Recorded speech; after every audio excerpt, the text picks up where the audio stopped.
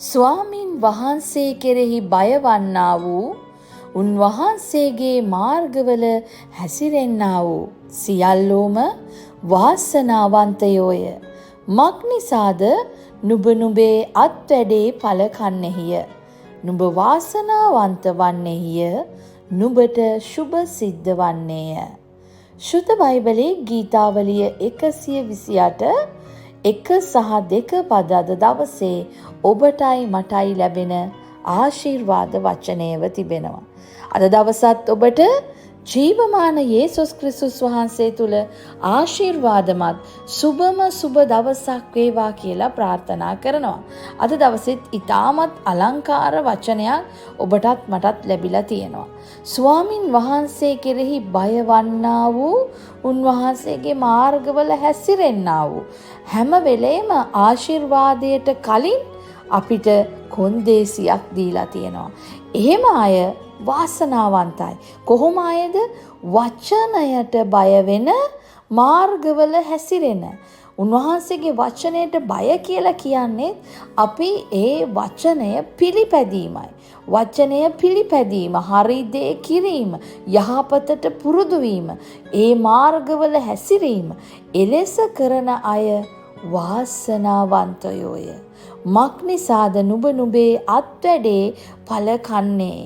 අපි හරි දේ කරනකොට, හොඳ දේ කරනකොට, යහපත් දේ කරනකොට අපි කපා ගන්නට යන්නේ, නෙලා ගන්න යන්නේ, අපේ අස්වැන්න වෙන්න යන්නේ හොඳ දේ, යහපත් දේ, බලවත් දේ. මොකද අපි අපේම අත්වැඩවල පල කන්ට යනවා. නුඹ වාසනාවන්ත වන්නේය. නුඹට ශුභ සිද්ධ වන්නේය. නුඹ වාසනාවන්තයි. හැම දෙයකින්ම ශුභ ආශිර්වාදය ලබා ගන්නට යනවා. බලන්න, පුංචි දෙයක් තමයි ඔබටයි මටයි කරන්න තියෙන්නේ. මොකක්ද? දේව වචනයට කීකරු වීම, වචනය අනුගමනය කිරීම, වචනය තුල හැසිරීම, වචනේ කරන්න එපා කියන දේ නොකර සිටීම, කරන්න කියන දේ කිරීම. එතකොට ඒ යහපත් පිළිපැදීම් එක්ක ගමන් කිරීම. මේවා කරාම නුඹ වාසනාවන්තයෙක්. මේවා කරාම නුඹටයි මටයි ශුභ සිද්ධ වෙන්න යනවා. හාලෙලූයා. ස්වාමින් වහන්සේගේ වචනය අපි අපේ ජීවිතවල දවසේ ක්‍රියාව කරගත්තාම, අපේ ඒ එදිනෙදා ජීවිතේ වැඩපිළිවෙල කරගත්තාම අපි නිකම්ම වාසනාවන්තයෝ. අපිට නිකම්ම ශුභ සිද්ධ වෙන්න යනවා. හාලෙලූයා.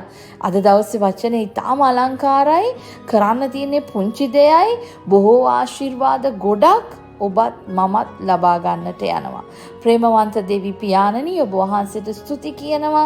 අද දවසේ වචනය නිසා ඔබ වහන්සේ අපට උපකාර කරන්න, වචනය අනුව ජීවත් වෙන්න, වචනයත් එක්ක ගමන් කරන්නට. ස්වාමිනී, එවිට අපි අපේ අත්වැඩේ ඵල නෙලා ගන්නට යනවා. එවිට අපි වාසනාවන්තයන් වෙන්න යනවා. එවිට අපිට ශුභ සිද්ධ වෙන්න යනවා. ස්වාමිනී, අපි එකිනෙක කෙනා අද දවසෙත් යටත් වෙමින්, බාර වෙමින් ඉල්ලනවා. ඔබගේ මාර්ගයේ හැසිරෙන්න අපට උපකාර කර මැනව. ඒ මාර්ගය හඳුනා ගන්න අපට ප්‍රඥාව දුන මැනව. අද දවසෙත් මේ අලංකාර වචනය නිසා අපිව ආශිර්වාද කළ මැනව. යේසුස් වහන්සේගේම නාමයෙන්. ආමේන්. අද දවසත් ඔබට ඊටමත් අලංකාර වූ, වාසනාවන්ත වූ සුබම සුබ දවසක් වේවා. වචනය පාදයට පහනක්, මාවතට එලියක් වන්නේය.